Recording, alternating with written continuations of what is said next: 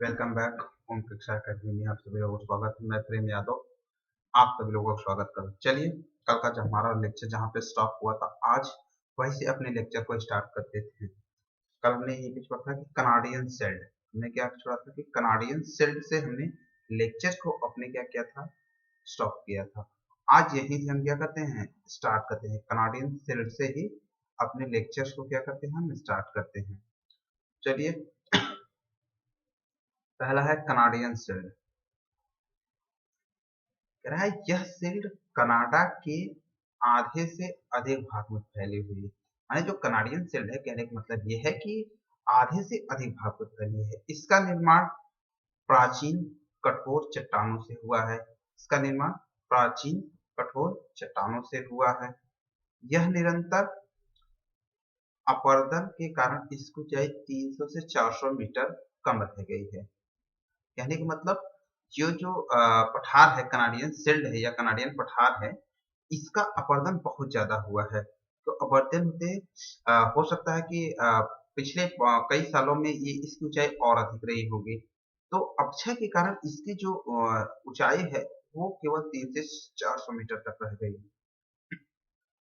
इसके बड़े भाग में दलदली भूमि और अनेक झीलें हैं। माने इसका जो भूभाग है, कहने का मतलब दलदली इलाका है और भूमि में अनेक झीलें। उदाहरण के लिए जैसे देख लिया जाए, ग्रेट बेयर हो गया, विनिपेग हो गया तथा great lakes, Superior, Michigan, Huron, Ontario, Erie प्रमुख नदियां हैं। माने कहने का मतलब कि दक्षिण अफ्रीका की जो मुख्य नदी है, यही सब जो नदियां हैं वो मुख्य मुख्य झीलें हैं। माने कहने का मतलब आपका ग्रेट बियर हो गया, ग्रेट बियर, विनिपेग हो गया, ग्रेट लेक्स हो गया, सुपीरियर झील, मिशिगन हो गया, ह्यूरन हो गया, ओंटारियो, ईरी, ये सब जो झीलें हैं माने दक्षिण अफ्रीका की प्रमुख झीलों में गिनी जाती हैं। इसका उत्तरी भाग वर्ष भर अधिकतर महीनों भर हिम से और बर्फ से ढका रहता है। कहने का मतलब जिसका जो उत्तरी भाग है, इसका जो उत्तरी भाग है वह कई दिनों तक बर्फ से ढका रहता है। माने कह सकते हैं कि 12 महीने होता है, 12 महीने से लगभग 9 महीने तक, या 12 महीने से लगभग 9 महीने तक ये क्या रहता है, यह बर्फ से ही ढका रहता है। इसके दक्षिणी भाग में, अगर इसके दक्षिणी भाग की बात की जाए, इसके दक्षिणी भाग में इसके दक्षिणी भाग में ग्रेट लेक्स तथा सेंट लॉरेंस नदी की निम्न भूमियां हैं। माने दक्षिण भाग में, माने कनाडियन शिल्ड जो है, इस कनाडियन शिल्ड के दक्षिणी भाग में, कनाडियन शिल्ड के दक्षिणी भाग में ग्रेट लेक्स और सेंट लॉरेंस की निम्न भूमियां हैं। विश्व प्रसिद्ध न्यागरा जलप्रपात, न्यागरा जलप्रपात ईरी और ओंटारियो नदी के झील के बीच में स्थित है। माने न्यागरा जलप्रपात जो है, माने ईरी नदी और ओंटारियो नदी के मध्य में यह स्थित है। सेंट लॉरेंस इस प्रदेश की मुख्य नदी है जो अटलांटिक महासागर में गिरती है। जो कहाँ गिरती है? जो अटलांटिक महासागर में गिरती है। यह उत्तरी अमेरिका का सबसे बड़ा व्यस्त स्थलीय मार्ग है। माने अटलांटिक सागर में, माने सेंट लॉरेंस के जो जितनी भी नदियां हैं, सेंट लॉरेंस तथा इसकी जितनी भी मुख्य नदियां हैं, वह अटलांटिक महासागर में, माने पूर्व की तरफ गिरती हैं। हमारा पूर्व में अटलांटिक महासागर है और पश्चिम में प्रशांत महासागर थे। तो कहने का मतलब जितनी भी यहाँ मैक्सिमम नदियां जो बहती हैं, मैक्सिमम नदियां जो बहती हैं वो हमारी पूर्व में गिरती हैं। यह नदी उत्तरी अमेरिका का सबसे अधिक व्यस्त अंतःजलीय मार्ग है।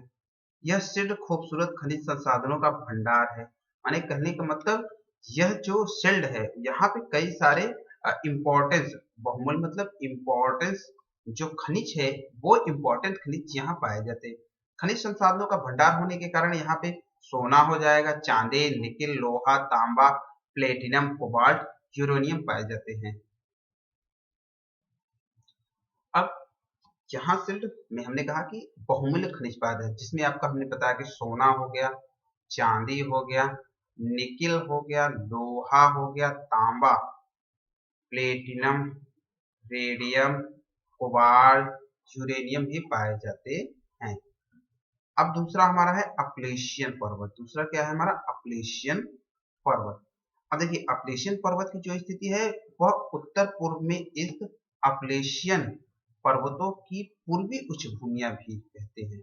माने कह सकते हैं कि इन पर्वतों को अपलेशियन पर्वत के साथ साथ इसे पूर्वी उच्च भूमि के भी नाम से जाना जाता है, पूर्वी उच्च भूमि के नाम से भी जाना जाता है। दक्षिण पश्चिम में पेंसिल्वेनिया की उसकी ऊंचाई 1000 मीटर है, लेकिन माउंट वाशिंगटन में इसकी ऊंचाई 1800 मीटर हो जाती है। कहने का मतलब पेंसिल्वानिया में जो इसकी ऊंचाई है, दक्षिण पश्चिम के पेंसिल्वानिया में जो अपलेशियन पर्वत की जो ऊंचाई है वो 1000 मीटर है, 1000। लेकिन जैसे ही ये माउंट वाशिंगटन में एंट्री लेते हैं या उधर बढ़ते, इसकी ऊंचाई कितनी हो जाती है, इसकी ऊंचाई 1800 मीटर हो जाती है। किसी समय ये पर्वत किसी समय ये पर्वत बहुत ऊंचे थे, इसी समय ये पर्वत क्या थे, बहुत ऊंचे थे। परंतु सदियों और नदियों के हिम नदियों के क्षरण के कारण या उनके अत्यधिक कटान के कारण इनको काट छाट के छोटा कर दिया। माने अपवर्तन, हमेशा अपवर्तन के कारण ये नदियां जो हैं कि ये नदियां क्या हो गई, छोटी हो गई हैं। हिमालयन इसका अपवर्तन माने का मतलब कि जो नदियां हैं वो काट छाट कर जो इनको है छोटे कर दी है, माने इस पठार की ऊंचाई कम कर दी है। परिणाम स्वरूप खिंच कर इनकी ऊंचाई कम हो गई है। यानी कहने का मतलब जो नदियां हैं इसको काट छाट के इस पठार को और छोटा कर दी है। माने इसकी कह सकते हैं कि कंटिन्यू कटाव के कारण ये जो नदियां हैं इसको काट छाट के छोटा कर दी है। हडसन की नदी अपलेशियन पर्वतों से होकर बहती है। कहने का मतलब जो हडसन नदी है वो अपलेशियन पर्वत से होकर है। इसे ईरी नदी द्वारा ग्रेट लेक्स से जोड़ दिया गया, ईरी नदी द्वारा ग्रेट लेक्स से जोड़ दिया गया है। यहाँ अनेक प्रकार के खनिज पाए जाते हैं, इनमें कोयला, तांबा, सीसा मुख्य है।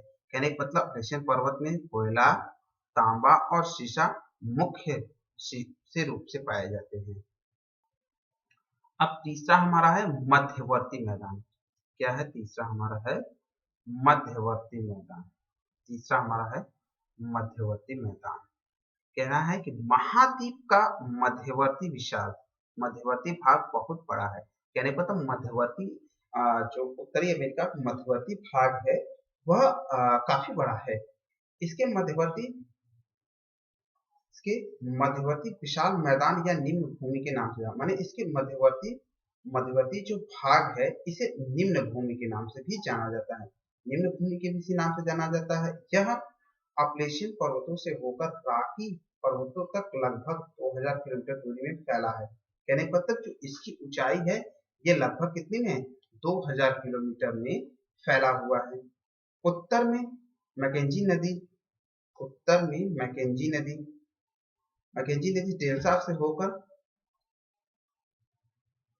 डेल्टा से लेकर दक्षिण में टैक्सान नदी के तटीय छोर तक इसका विस्तार हुआ है और यह लगभग 6000 किलोमीटर तक इसका विस्तार है। माने कह सकते हैं मैदानी छोर में जो इसका विस्तार है वो लगभग कितना है, वह 6000 किलोमीटर तक फैला हुआ है, 6000 किलोमीटर तक फैला हुआ है।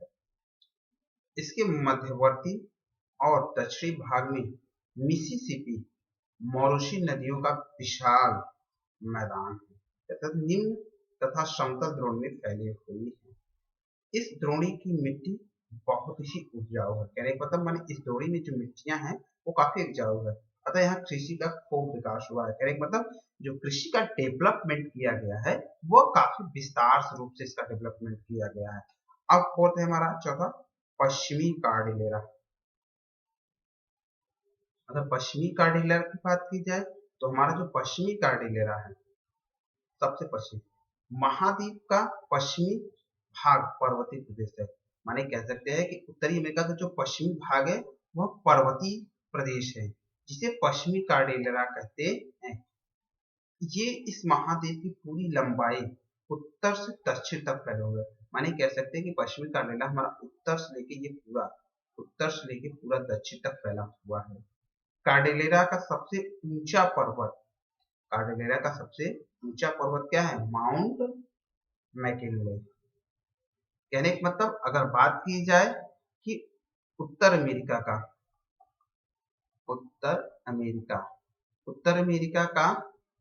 सबसे ऊंचा पर्वत शिखर माउंट मैकिनले है।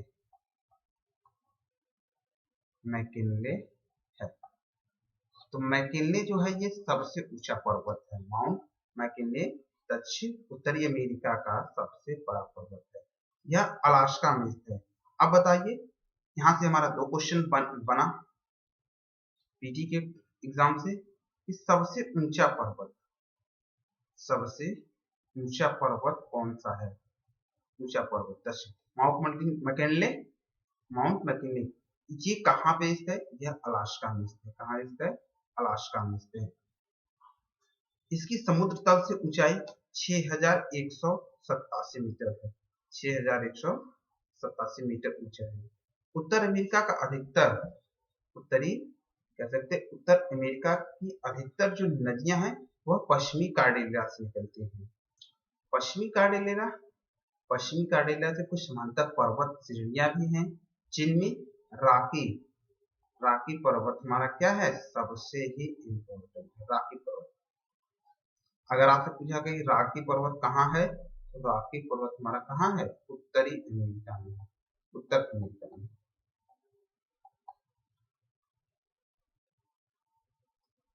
रॉकी की जो तटीय श्रेणी है, रॉकी की तटीय श्रेणी सेरा और नेवादा श्रेणी, सेरा नेवादा, इसकी 2 अन्य पर्वत श्रेणियां भी हैं।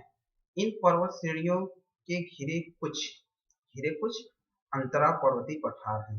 ग्रेट बेसिन में इस महाद्वीप का सबसे बड़ा अंतर पर्वतीय पठार है। इस पठार की नदियां समुद्र तक नहीं पहुंच सकती। माने कहने कि सेरा नेवादा जो पर्वत श्रेणियां है, इन पर्वत श्रेणियों से घिरे कुछ अंतर पर्वतीय पठार भी हैं। अंतर पर्वतीय पठार है जो ग्रेट बेसिन महाद्वीपों का सबसे बड़ा अंतरा पर्वतीय पठार है।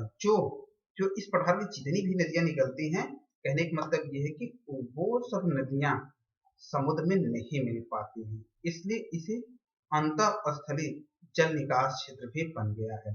माने कहने का मतलब इसका जल जो है समुद्र के जल में नहीं मिल पाता, वहीं पर खत्म हो जाता है, इसलिए अंतःस्थलीय जल निवास इसको कहा गया है। ग्रेट बेसिन के दक्षिण में कोलोराडो का पठार है। यानी ग्रेट बेसिन के दक्षिण में कोलोराडो का पठार है। जो कोलोराडो पठार है उसकी सहायक नदियों ने इस क्षेत्र को मुलायम चट्टानों में बहुत गहरी घाटियां बना डाली हैं। इनमें कई महाखंड हैं, तो कई खंड 1800 मीटर से अधिक गहरे हैं। इस प्रकार के बहुत बड़े, लंबे व गहरे दीवार के समान खड़े किनारों वाले महाखंडों को कैनियन कहते हैं। कहने का मतलब ये है कि ग्रेट बेसिन के जो कोलोराडो पठार हैं और उनकी जो सहायक नदियां हैं, इस क्षेत्र में कई सारे मुलायम और गहरी घाटियां बना डाली हैं, जिनकी लंबाई कम से कम कह सकते हैं कि इनकी लंबाई 1800 मीटर से अधिक गहरे होते हैं। और इस प्रकार के जो लंबे दीवार के समान खड़े महाखंड है, उन खंडों को हम क्या कहते हैं? उन खंडों को कैनियन कहते हैं। उन खंडों को क्या कहते हैं? कैनियन कहते हैं।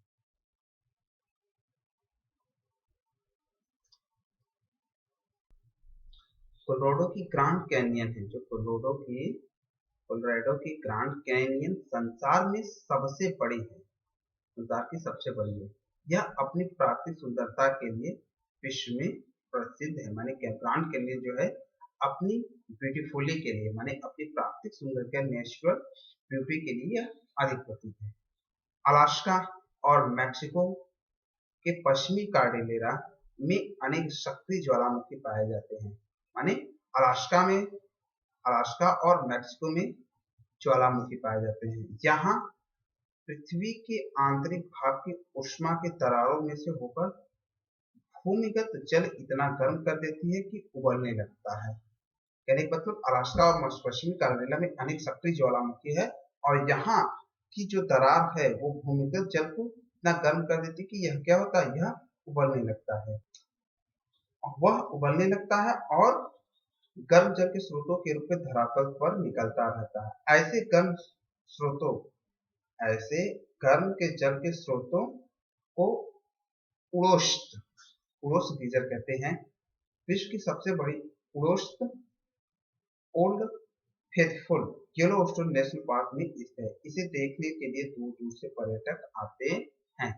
कहने का मतलब यह है कि भूमिगत जल है इतना गर्म है कि स्रोतों को गर्म कर देता है, जिसे ऐसे जो गर्म जल है पुनस्थ माने गीजर के भी नाम से जाना जाता है, पुनस्थ गीजर के नाम से भी जाना जाता है, या old faithful old old faithful old faithful Yellowstone national park में स्थित है।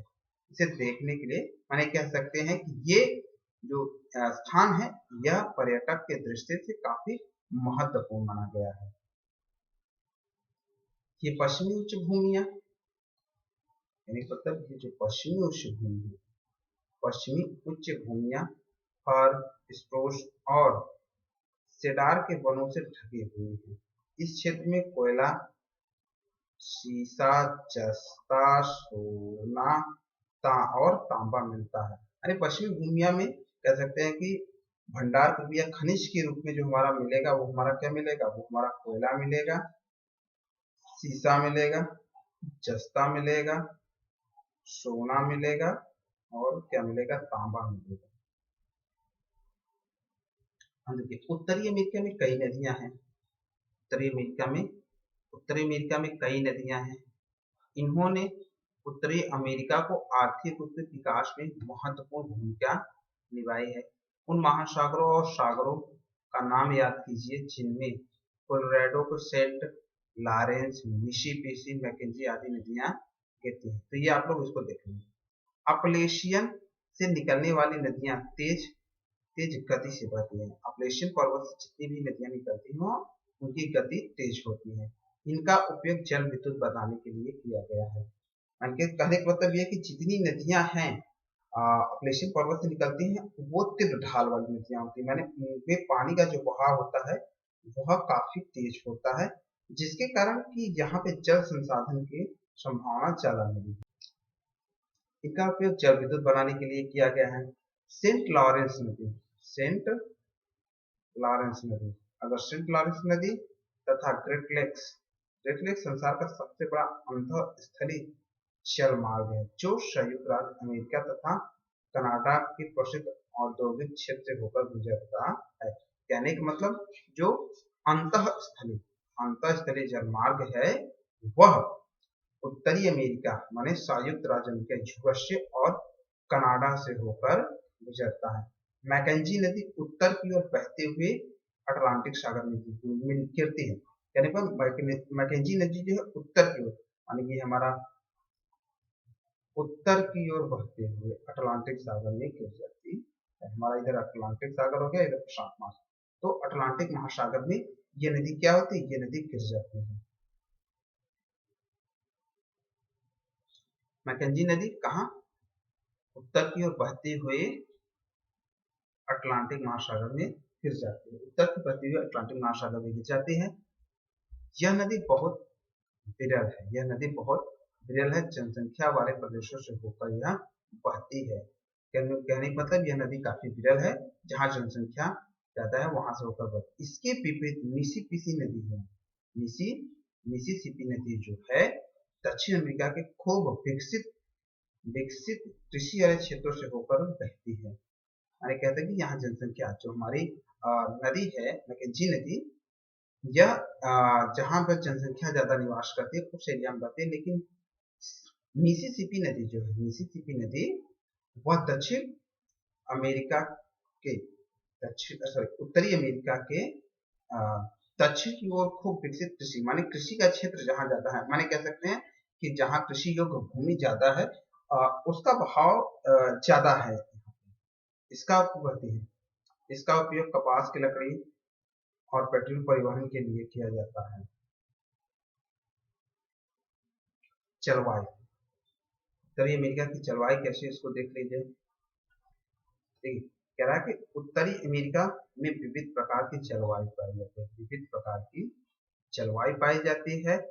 दक्षिण में उष्णकटिबंधीय प्रदेश तथा उत्तर में शीत कटिबंधों के बीच यह उत्तर अमेरिका आकार बहुत बड़ा है। कहने का मतलब यह है यह उष्णकटिबंधीय भी यहाँ पाया जाएगा और शीत कटिबंध भी यहाँ पाया जाएगा, माने गर्मी और सर्दी यहाँ दोनों पाई जाएगी। इस महाद्वीप की जलवायु पर पश्चिमी कार्डिला तथा अपलेशियन पर्वत का बहुत बड़ा प्रभाव पड़ा है। यानी मतलब इसकी जो पश्चिमी कार्डिलेरा है, पश्चिमी भाग और पूर्वी जो भाग है, इसका प्रभाव काफी ज्यादा पड़ा है। जो उत्तरी अमेरिका की जलवायु, उत्तरी अमेरिका की जलवायु है, यहाँ पे जलवायु में काफी भिन्नता पाई गई है। दक्षिण उष्णकटिबंधीय प्रदेश में शीत प्रदेश माने शीत प्रदेशों में, उत्तर में शीत प्रदेश और दक्षिण में उष्णकटिबंधीय के प्रदेश हैं। कहने का मतलब कि उत्तर में जो होगा वह वहाँ ठंडा पाया जाएगा और दक्षिण में जैसे पढ़ेंगे, दक्षिण के इलाकों में पढ़ेंगे, वहाँ का मौसम गर्म होगा। इस महाद्वीप की जलवायु पश्चिमी कार्डिलेरा, कहने का मतलब पश्चिमी भाग, इसका पश्चिमी पर्वतों की झुंड में उसका भाग, पश्चिमी कार्डिलेरा और अपलेशियन पर्वतों का बहुत बड़ा प्रभाव है। इन उच्चावचों के कारण मध्यवर्ती में निम्न भूमियां, इससे पहले वाली जो ठंडी हवाएं आती हैं वो काफी ज्यादा उत्तरी अमेरिका को प्रभावित करती हैं। अगर उत्तरी भागों को छोड़ दिया जाए, उत्तरी भागों को छोड़ दिया जाए तो यहाँ पे ग्रीष्म ऋतु रहती है। माने उत्तर में इसका जो उत्तर का भाग है वहां पे कह सकते हैं कि ठंड ऋतु पाई जाएगी। लेकिन अगर उत्तरी भाग को छोड़ दिया जाए, उत्तर के भाग को छोड़ दिया जाए तो ये जो नदी है, अरे सॉरी, ये जो प्रदेश है यहाँ पे गर्म ऋतु पाई जाएगी या ग्रीष्म ऋतु पाई जाएगी। केवल उत्तर ध्रुवीय क्षेत्रों में पश्चिमी उच्च भूमियां बहुत ठंडी है। माने पश्चिमी उच्च भूमि जो है वह ठंडी है, ठंडी धाराओं से प्रभावित है। अटलांटिक तथा प्रशांत महासागर के तट के महाद्वीप आंतरिक भागों की तुलना में कम गर्म है, लेकिन दक्षिण से आने वाली पवनों का प्रभाव से न्यूयॉर्क जैसे स्थान में कभी कभी गर्मी का भी प्रकोप हो जाता है। तो कहने का मतलब यह है कि जो उत्तरी अमेरिका का जो पश्चिमी और उत्तरी भाग है वहां पे केवल ठंड पाई जाएगी, लेकिन जैसे जैसे हम दक्षिण की तरफ बढ़ते जाएंगे यहाँ पे ग्रीष्म ऋतु हो जाएगा और न्यूयॉर्क जैसे स्थान में है यहाँ पे काफी ज्यादा गर्मी पाई जाएगी। देखिए, कभी कभी गर्मी के प्रकोप हो जाता है और उत्तर अमेरिका के तापमान और वर्षा में महासागरीय धाराएं प्रभावित रहती हैं। इसके तटों पर बहने वाली ठंडी और गर्म धाराओं का नाम बता दीजिए। माने इसके जो तटों पर हैं ठंडी और गर्म धाराएं कौन कौन सी, उनका आपको नाम बताना है। उत्तर पश्चिम में पछुआ, अगर उत्तर पश्चिम की बात की जाए उसके उत्तर पश्चिम के तट पर पछुआ हवा चलती है, पछुआ प्रभाव रहता है। और दक्षिण पूर्वी के तट पर सन्मार्गी पवनों का प्रभाव रहता है। यानी मतलब है कि उत्तर पश्चिम के जो तट पर है पश्चिमा पवनों का प्रभाव रहता है, लेकिन और दक्षिण पूर्वी पर सन्मार्गी पवनों का प्रभाव रहता है। प्रशांत महासागर के तट पर पछुआ पवनों पूरे वर्ष भर भारी वर्षा करती है। माने पछुआ पवनों से यहाँ पे प्रशांत महासागर के कारण पश्चिम की तरफ से जो हवाएं चलती है उनके कारण यहाँ पे काफी ज्यादा वर्षा होती है। पूर्वी मध्य अमेरिका की उच्च भूमि तथा पश्चिमी द्वीप समूह वेस्टर्न डिस्क के ऊपर आता है, जो पूर्वी सन्मार्गी से वैसे भी भारी वर्षा होती है। कहने का मतलब पश्चिमी द्वीप जो समूह है वेस्टर्न डिस्क के जो उत्तर में है वहां पे पूर्वी सन्मार्गी से वर्षा होती है, भारी वर्षा होती है, जैसे कि पश्चिमी तटों पर होती है या पश्चिमी पछुआ पवनों से होती है, वैसी ही वर्षा होती है यहाँ पर। लेकिन संयुक्त राज्य अमेरिका कह रहा है, लेकिन संयुक्त राज्य अमेरिका जो है, संयुक्त राज्य अमेरिका के दक्षिण पश्चिम भाग में मैक्सिको के उत्तर पश्चिम भाग में बिल्कुल सूखे रहते हैं।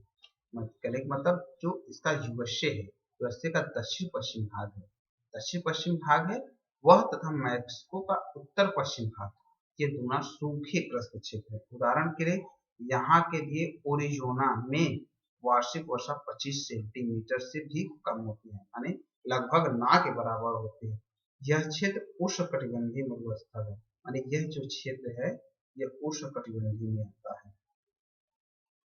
शीत ऋतु में तापमानों में शीत ऋतु के तापमानों में तथा ग्रीष्म ऋतु की अपेक्षा क्षेत्रीय भिन्नताएं अधिक पाई जाती है। कहने का मतलब यह है कि जो शीत ऋतु में है और जो ग्रीष्म ऋतु में, इसमें काफी ज्यादा भिन्नता पाई गई है। उत्तरी अमेरिका के अधिकांश भागों में शीत ऋतु बहुत शीत ठंडी होती है। कहने का मतलब शीत ऋतु जो होती है उसकी जो वैरायटी है वो काफी ज्यादा, शीत ऋतु बहुत अधिक ठंडी होती है। कहने का मतलब यहाँ की जो ठंडी होती है, ठंड का जो मौसम होता है वो काफी अच्छा होता है। अच्छा होने का मतलब काफी ज्यादा ठंडी पड़ती है। तथा मध्यवर्ती भागों में तापमान हिमांक से भी नीचे चला जाता है। कहने का मतलब मध्यवर्ती जो भाग है यहाँ का जो है माइनस में टेम्परेचर चला जाता है, -4 कह सकते हैं, 5 कह सकते हैं, कुछ भी हो सकता है। कभी कभी मैक्सिको की खाड़ी के उत्तर के तटीय पदों में शीतलहर आ जाती है। अरे इसके तटीय क्षेत्र जो हैं, मैक्सिको के जो तटीय क्षेत्र है वहां भी शीत ऋतु का प्रभाव रहता है। वर्षा की मात्रा महाद्वीप के आंतरिक भागों में घटती जाती है। कहने का मतलब वर्षा की मात्रा जैसे जैसे अंदर की तरफ हम प्रवेश करते जाएंगे वो तापमान की मात्रा घटती चली जाएगी, तापमान भी घटती। दक्षिण अफ्रीका से उत्तर की ओर, दक्षिण से उत्तर की ओर जैसे जैसे जाते हैं वो तापमान भी घटता चला जाता है। वर्षा के मानचित्र में कहा देखने के लिए क्या अध्ययन कीजिए, ठीक है। और भारी वर्षा वाले क्षेत्रों को भी देखिए। कहने का मतलब जहाँ कम वर्षा होती है उसका भी वर्षा से मैप के थ्रू आप देखिए, और जहाँ पे अधिक वर्षा होती है वहां भी आप मैप के थ्रू देखिए। अगला हमारा टॉपिक है प्राकृतिक वनस्पति, माने उत्तरी अमेरिका की जो प्राकृतिक वनस्पतियां उसके विषय में बात करें तो उत्तरी अमेरिका की प्रमुख वनस्पतियों में पेंटियो मानचित्र 6/4 में देखिए। अभी मानचित्र मैं आपको दिखाऊंगा। कह रहा वनस्पति की ये दो पेटियां, वनस्पति की ये पेटियां उच्चावर्ष के लक्षणों तथा जलवायु से किस प्रकार संबंधित है। मतलब जो ताप पेटी होती है हमारे, उसमें ये देखने की बात कह रहा है। महाद्वीप के सबसे उत्तरी भागों में जलवायु बहुत ठंडी और कठोर होती है। कहने मतलब यहाँ पे जो ठंडी होती है वो काफी अच्छी खासी ठंडी पड़ती है, बहुत ज्यादा ठंडी पड़ती है। यहाँ शीत ऋतु अधिक लंबी होती है। कहने मतलब शीत ऋतु लंबी होती है, 8 से 9 महीने तक बर्फ जमी रहती है। कहने मतलब शीत ऋतु जो होती है उसकी मंथ में कह सकते हैं एक साल में लगभग आधे से अधिक माने 3/4 ठंडे ही पड़ती रहती है, और 9 महीनों तक बर्फ जमी रहती है। माने केवल 1/4 मंथ के जबकि 3 महीने यहाँ गर्मी पड़ती है। नहीं जो बाकी समय है वह हमारा कह सकते हैं कि बर्फ ही जमा रहता है। यहाँ स्थायी तुषार भूमि का क्षेत्र है, अर्थात यह मृदा सदैव जमी रहती है, माने इसकी मिट्टी हमेशा जमी रहती है। ग्रीष्म ऋतु की अपेक्षा शीतल और छोटी होती है, माने ग्रीष्म की अपेक्षा यहाँ जो शीत है वो छोटी होती है। इस अवधि में केवल काई, लाइकेन और कुछ प्रकार की घास ही उग पाती है। कहने का मतलब 3 महीने का जो कह सकते हैं 3 महीना का जो टाइम होता है, 9 महीने तो बर्फ ही जमीता है, लेकिन 3 महीने का जो टाइम होता है वहां पर केवल काई, लाइकेन और छोटी मोटी जो प्रजातियां हैं वहां की घास की वो केवल पाई जाती है। इसे टुंडा प्रदेश के नाम से जाना जाता है, माने इस प्रदेश को हम टुंडा प्रदेश के नाम से जानते हैं। इसे हम टुंडा प्रदेश के नाम से जानते हैं।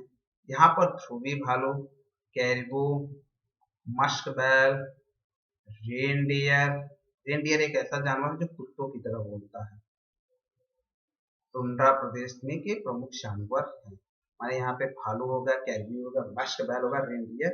रेनडियर एक कह सकते हैं कि जानवर है जो कुत्तों की तरह आवाज निकालता है। इस पे बोझा ढोने का काम आता है। टुंड्रा प्रदेश कह रहा है कि टुंड्रा प्रदेश जो है, जो टुंड्रा प्रदेश के दक्षिण में शंकुधारी वनों की चौड़ी पेटी, माने टुंड्रा प्रदेश जहां भी पाया गया और इन प्रदेश को टैंगा कहते हैं, वहां पे शंकुधारी वन भी पाए जाएंगे और इन वनों को टैंगा के नाम से जाना जाता है। कनाडा में टैंगा अटलांटिक महासागर से लेकर प्रशांत महासागर तक फैले हैं। इन वनों में पालसन हो गया, देवदार के वृक्ष हो गए, लाल सफेद चीड़ के वृक्ष पाए जाते हैं। इनमें मुलायम लकड़ी भी, इससे मुलायम लकड़ी मिलती है, माने यहाँ पे मुलायम लकड़ी भी पाई जाती है। संयुक्त राज्य अमेरिका के पश्चिमी उच्च भूमियों की ऊंची श्रेणियों पे इस प्रकार के वन पाए जाते हैं। कहने का मतलब संयुक्त राज्य अमेरिका की जो पश्चिमी उच्च भूमि है वहां पे इस प्रकार के वन पाए जाते हैं।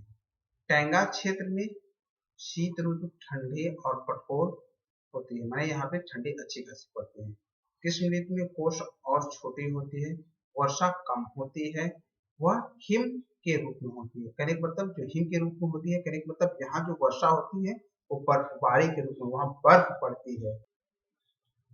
और जो पर्वत चोटियां होती हैं, पर्वत चोटियां सदैव हिम के स्थायी रूप से बर्फ से ढकी रहती हैं। इस प्रदेश में कौन कौन से जानवर पाए जाते हैं ये आप सर्च कीजिएगा। ये बहुत जरूरी नहीं कौन कौन से जानवर पाए जाते हैं, ये बहुत इंपॉर्टेंट नहीं है, बस आप जानकारी रखिए नाम के तौर पर और कुछ नहीं। ये थोड़ी पूछा जाएगा कि ये कहाँ पाया जाता है। हाँ, ये चीज हो सकता है कि जिस देश का कोई भी जानवर जो हो उसका नेशनल एनिमल हो, नेशनल बर्ड हो, उस वहां से क्वेश्चन पूछे जा सकते हैं। ये नहीं पूछा जाएगा यहाँ इस प्रदेश में कौन कौन, क्योंकि आप वर्ल्ड जियोग्राफी पढ़े, वर्ल्ड जियोग्राफी में इतना डीपली आपसे पूछ के नहीं पूछेगा, खास करके पीटी में। मेंस हो सकता है लेकिन मेंस में भी इस टाइप का क्वेश्चन नहीं, प्रेजेंट टाइम में जो ट्रेडिशन चेंज हो रहा है उसके अकॉर्डिंग तो ये सब क्वेश्चन नहीं पूछे जाएंगे। हाँ, बट आपको जानकारी रखना जरूरी होता है, इसलिए आप जानकारी जरूर रखें। चलिए, टैंगा प्रदेश, इसमें है टैंगा प्रदेश या शंकु बनिधान को दक्षिण में मिश्रित वनों का क्षेत्र है। मैं टैंगा प्रदेश या कह सकते हैं कि टैंगा प्रदेश और शंकुधारी जो वन है दक्षिण में, यह मिक्स रूप से पाए जाएंगे, यह हमारे मिक्स रूप से पाए जाएंगे। यह दक्षिण पूर्व में कनाडा, यह कह सकते हैं कि दक्षिण पूर्व में कनाडा तथा उत्तर पूर्व में संयुक्त राज्य अमेरिका तक फैला हुआ है। यहाँ सामान्य वर्षा होती है, कहने मतलब कि जहाँ जो वर्षा है न तो बहुत कम होती है और न बहुत ज्यादा है, यहाँ जो वर्षा होती है वो समान होती है। शीत ऋतु ठंडी तथा ग्रीष्म ऋतु उष्ण होती है। इस पेटी में शंकुधारी वन, पर्णपाती वन पाए जाते हैं। पर्णपाती कठोर लकड़ी वाले वनों का प्रमुख वृक्ष है। लाल और सफेद स्प्रूस, चीड़, हेमलॉक, ये सब हमारे वृक्ष हैं। उष्णकटिबंधीय वन मध्य अमेरिका, मैक्सिको के पूर्वी तथा पश्चिमी द्वीप समूह में फैले हुए हैं, पाए जाते हैं। यहाँ बहुत भारी वर्षा होती है, हमारे वर्षा यहाँ पे भारी होती है तथा तापमान सदैव ऊंचा रहता है। इन वनों में ताड़ और महोगनी, लॉन्गवुड नामक वृक्ष पाए जाते हैं। उत्तरी अमेरिका के आंतरिक भागों में घास की भूमियां पाई जाती है, यानी उत्तरी अमेरिका का जो आंतरिक भाग माने बीच का जो भाग है, मध्य का भाग है, यहाँ भूमियां पाई जाती हैं। ये पेरीज कहते हैं। तो आपका एक क्वेश्चन यहाँ से बनता है पीटी में कि पेरिस किस कॉन्टिनेंट में पाया जाएगा, पेरिस किस कॉन्टिनेंट में पाया जाएगा।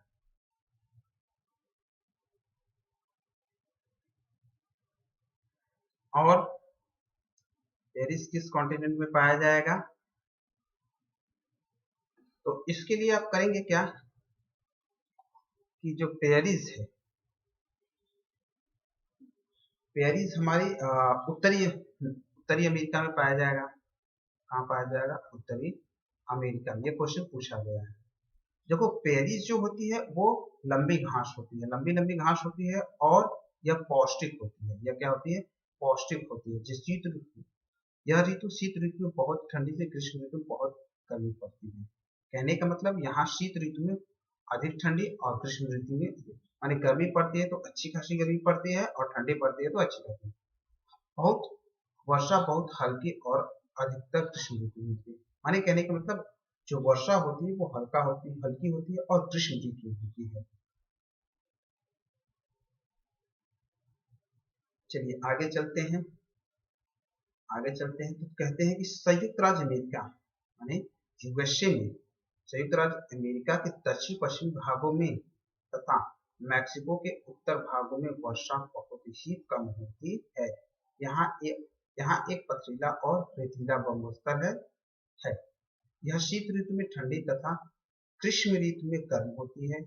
यहाँ प्राकृतिक वनस्पति में अनेक प्रकार के कैक्टस पाए जाते हैं। यानी कहने का मतलब ये संयुक्त राज्य अमेरिका का जो पश्चिमी भाग है तथा मैक्सिको का उत्तर पश्चिमी भाग में वर्षा बहुत ही कम होती है।